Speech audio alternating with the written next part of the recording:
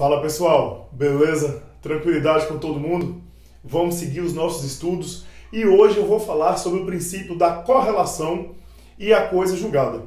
Na verdade, quando eu digo que eu vou falar sobre o princípio da correlação, nós vamos dar continuidade e finalizar o estudo das decisões judiciais, da sentença, que já iniciamos aí alguns vídeos atrás. Então vamos lá. Estou falando da correlação entre a acusação e a sentença. Na verdade é o seguinte, minha gente. Eu preciso garantir que o réu será julgado e, eventualmente, se for condenado, que seja condenado por aquele fato narrado na acusação, por aquele fato narrado na denúncia ou na queixa-crime. O que eu não posso ter é o seguinte, é o cara acusado de um crime, denunciado por um crime e condenado por um crime diverso. Tranquilo? Imagine o seguinte exemplo.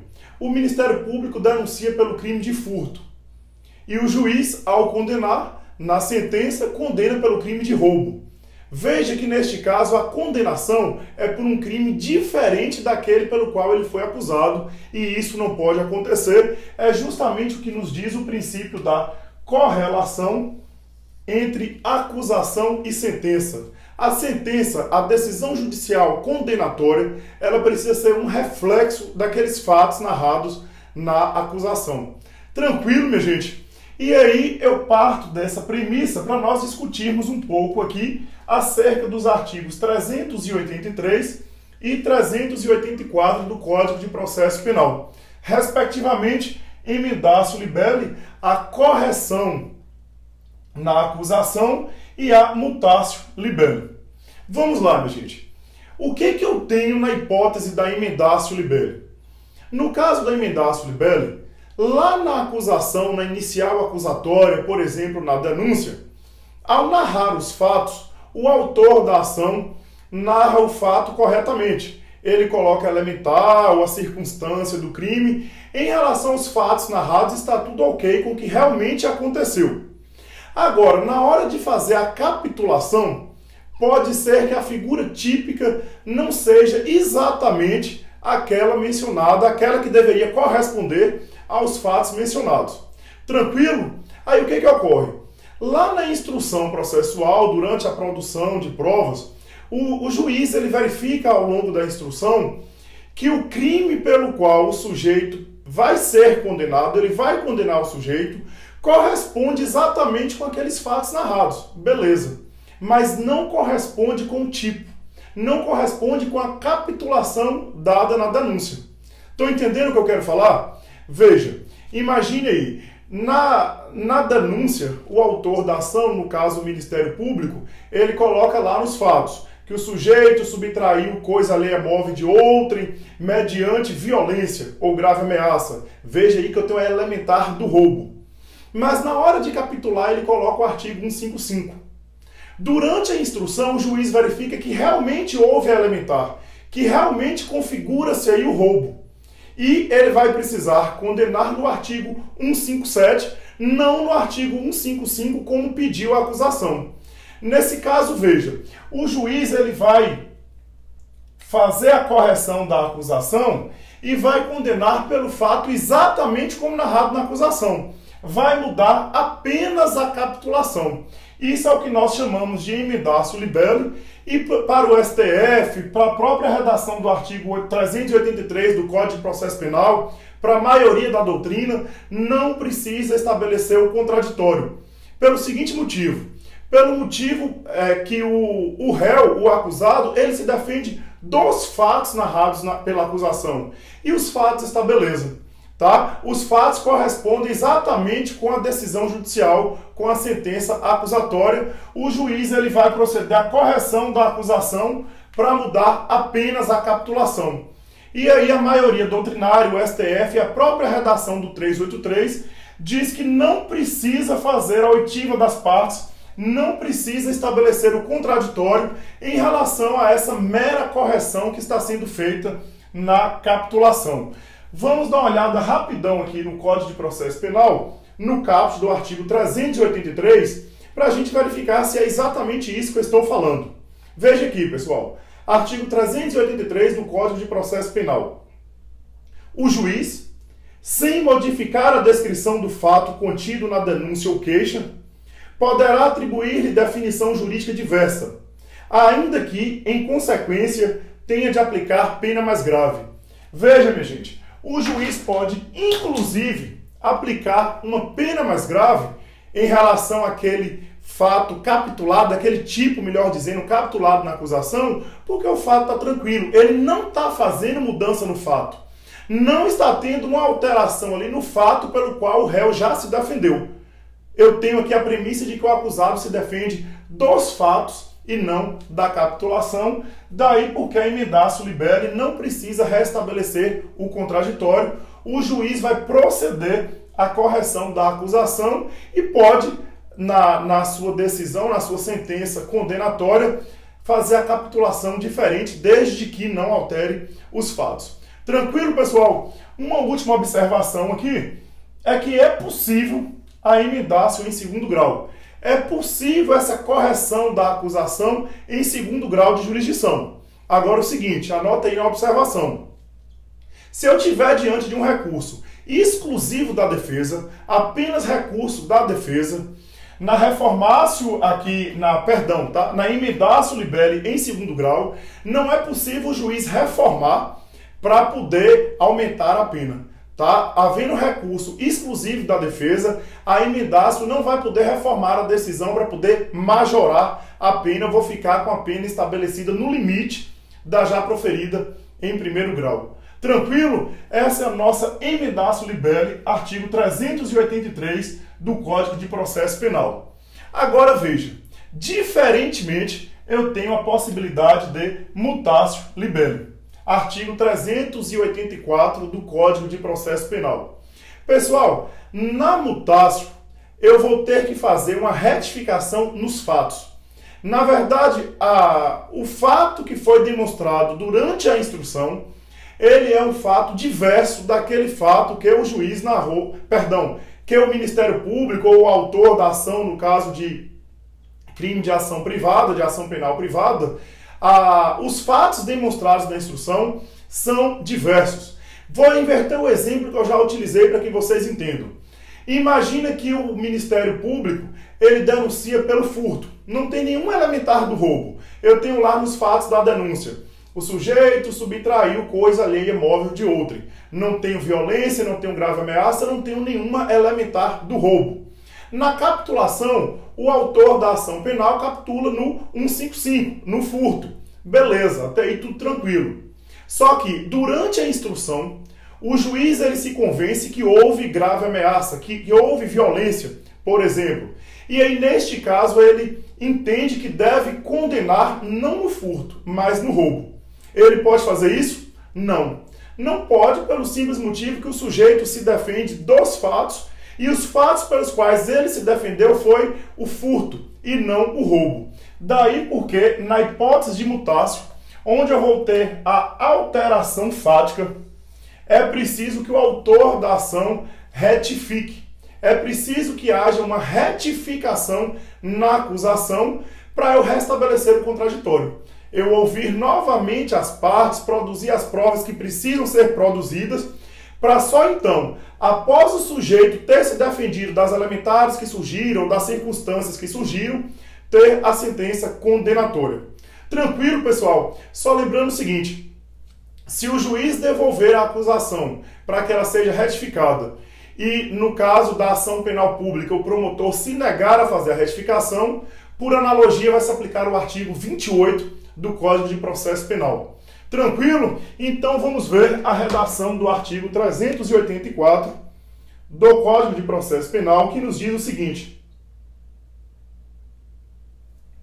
encerrada a instrução probatória, se entender cabível nova definição jurídica do fato, em consequência de prova existente nos autos, de elemento ou circunstância da infração penal não contida na acusação, o Ministério Público deverá ditar a denúncia ou queixa, no prazo de 5 dias, se em virtude desta houver sido instaurado o processo em crime de ação pública, reduzindo-se a termo o aditamento, quando feito oralmente. Tranquilo? Foi isso que nós conversamos. E veja aqui as possibilidades dos parágrafos do artigo 384. olha o que nos diz o parágrafo 1º. Não procedendo o órgão do Ministério Público ao aditamento, aplica-se o artigo 28 deste Código. Tranquilo, que é a devolução para o Procurador-Geral de Justiça, que ele vai poder manter a decisão do membro do Ministério Público ou determinar que outro membro proceda à retificação, se ele mesmo não a fizer. Tranquilo? Parágrafo 2º nos diz o seguinte: ouvido o defensor do acusado no prazo de 5 dias e admitido o aditamento, o juiz, a requerimento de qualquer das partes, designará dia e hora para a continuação da audiência, com inquirição de testemunhas, novo interrogatório do acusado, realização de debates e julgamento. Veja, pessoal, que agora eu vou restabelecer o contraditório em relação ao novo fato. Veja, eu demonstrei um elementar, por exemplo, no crime de furto. Demonstra-se que, na verdade, foi um roubo, teve a grave ameaça ou teve a violência. Eu vou precisar que o autor da acusação faça a retificação e o sujeito ele agora vai se defender do novo fato e eu vou ter o contraditório estabelecido em relação à alteração fática. Tranquilo, pessoal? Beleza? Então, é isso. Eu tenho novas elementares ou circunstâncias, tenho que estabelecer aí o prazo para a defesa para eu garantir o contraditório em relação ao novo fato.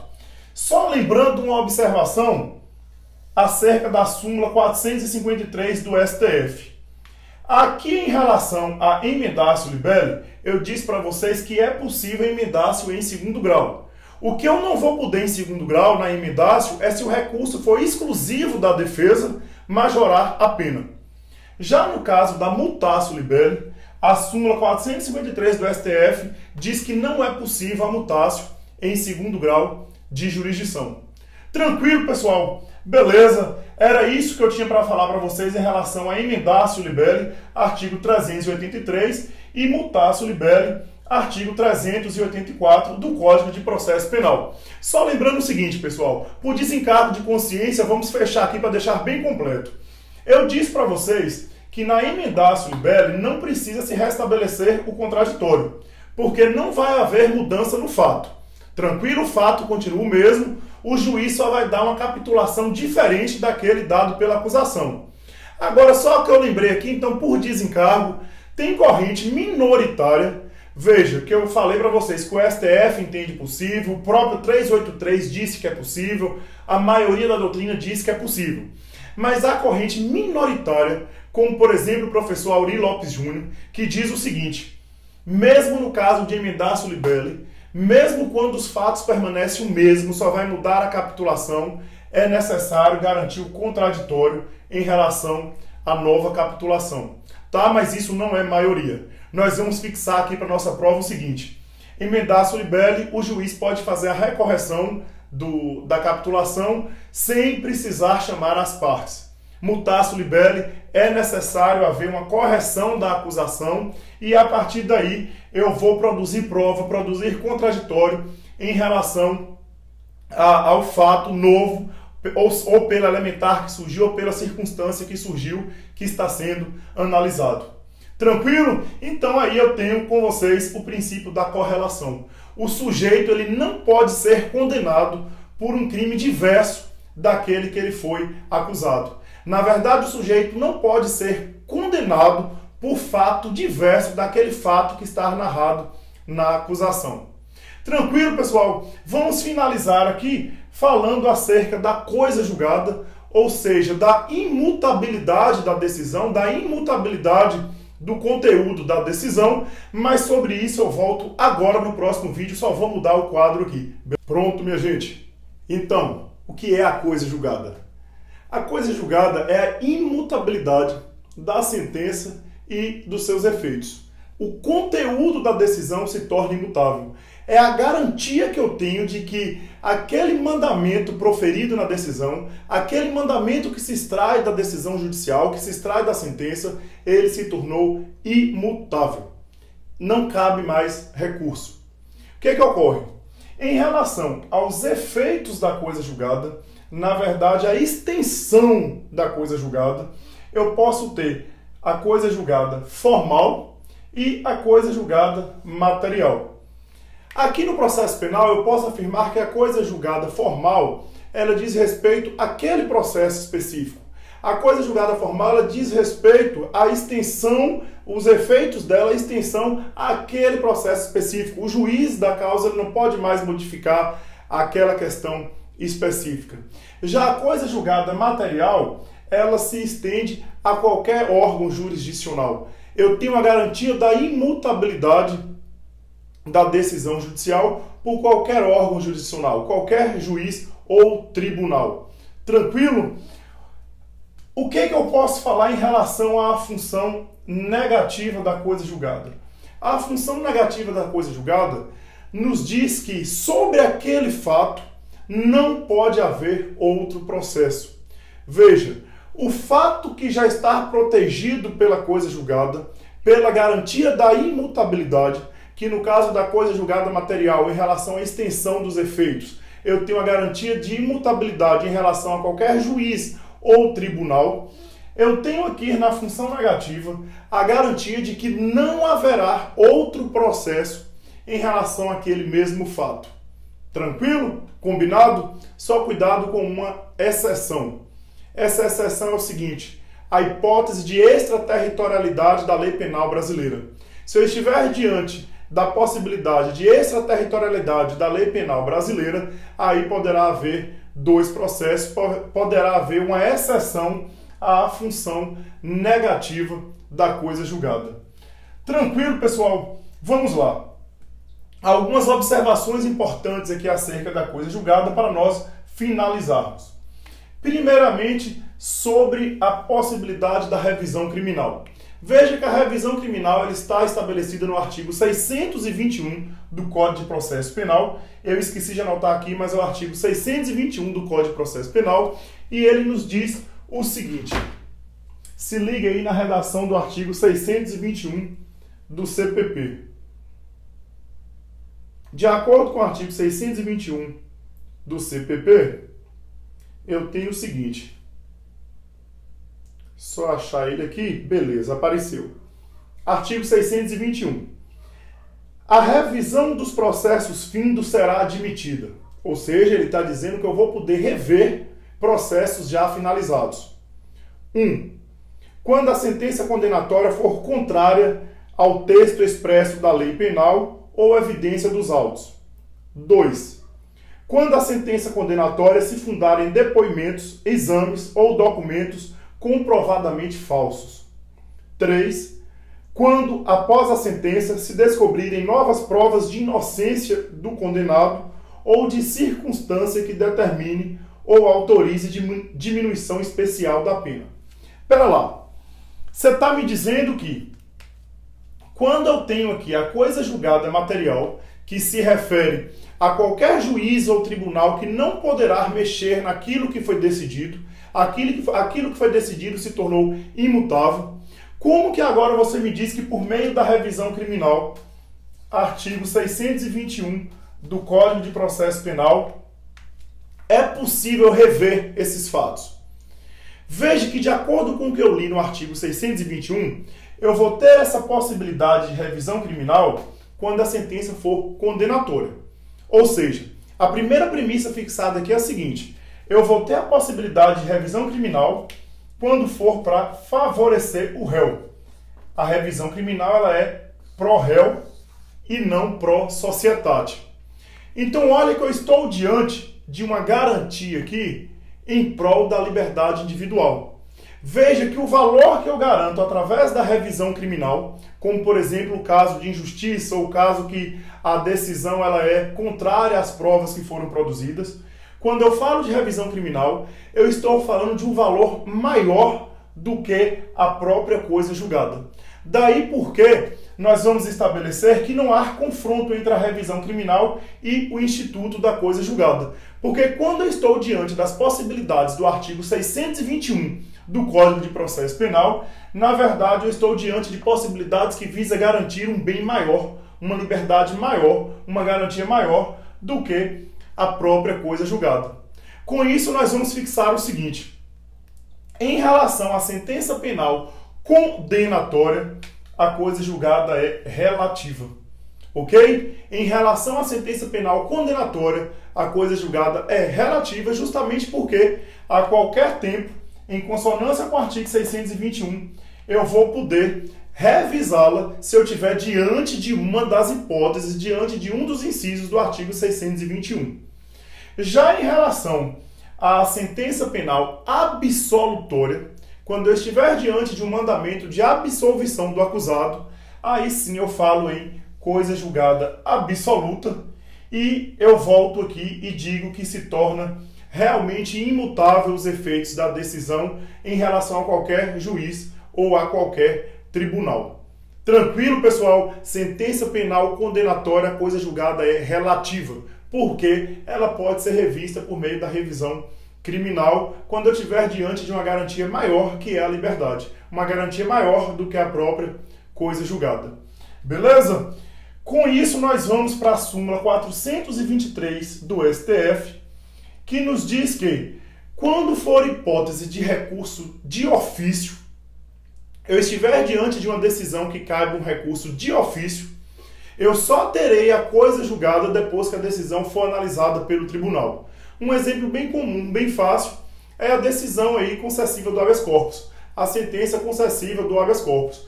Obrigatoriamente, trata-se de um recurso de ofício. Esse mandamento ele vai ter que ser revisto pelo tribunal e aí eu vou para a aplicação da súmula 423. Quando eu estiver diante de um recurso obrigatório, eu só vou ter a coisa julgada depois que a decisão for analisada pelo tribunal.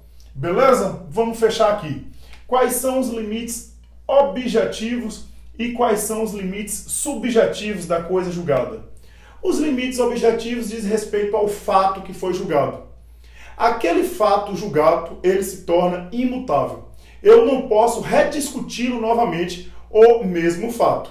Agora veja, se eu tenho crime conexo aqui, se eu tenho a existência de dois crimes conexos e eu só discutir um, é claro que eu vou poder discutir o outro. O que se torna imutável é aquele fato que já foi discutido.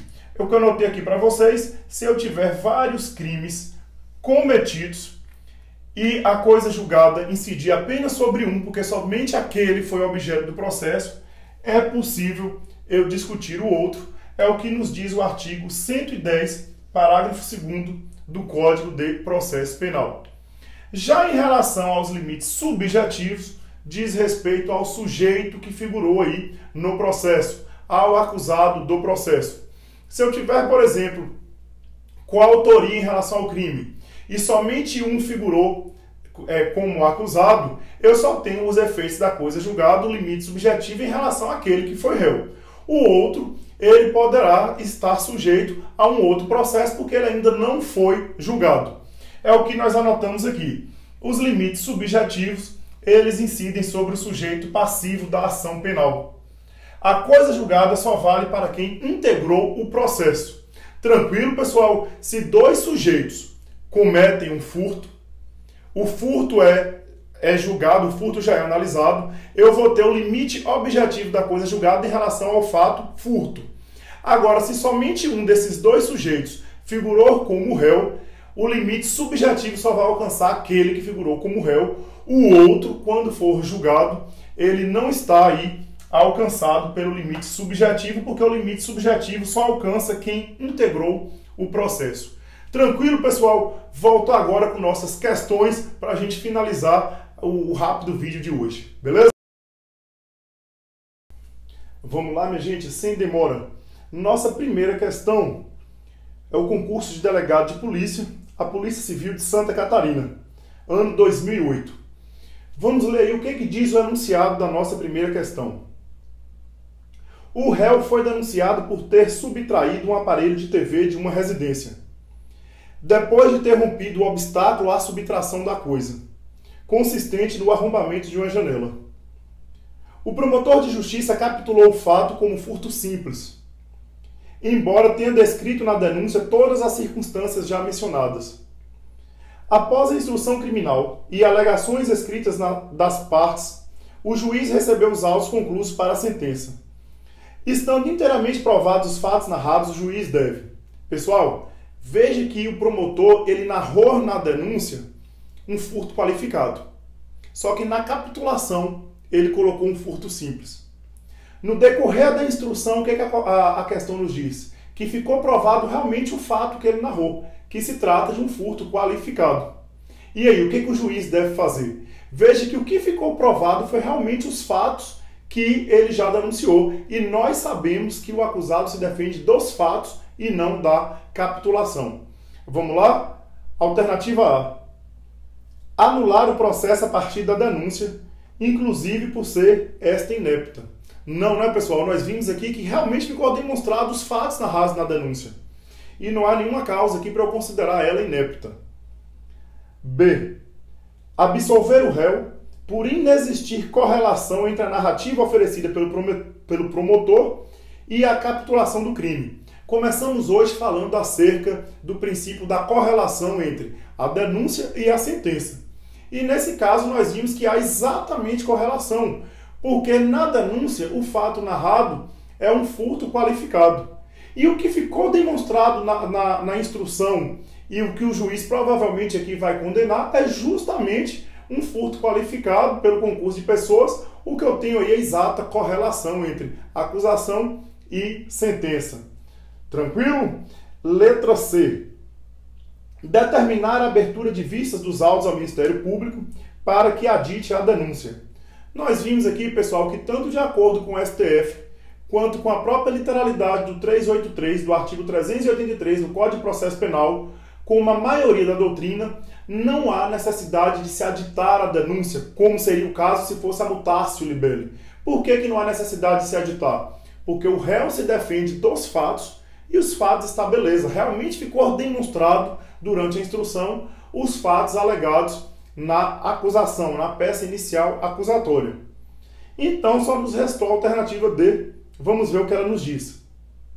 O juiz deve condenar o réu por furto qualificado, dando definição jurídica diversa daquela que constou da denúncia. Perfeito.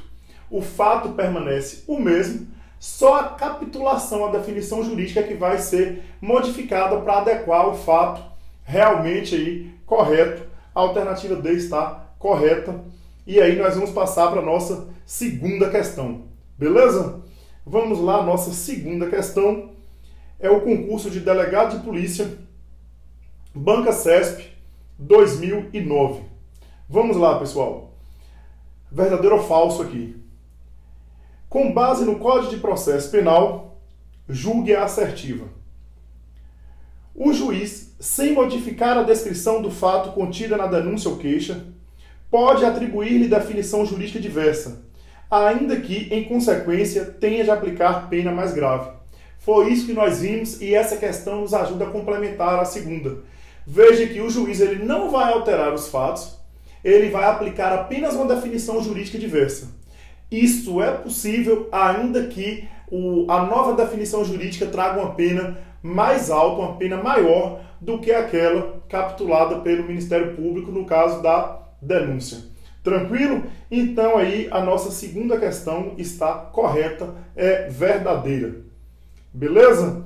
Vamos finalizar aqui a nossa terceira questão. Também verdadeiro ou falso.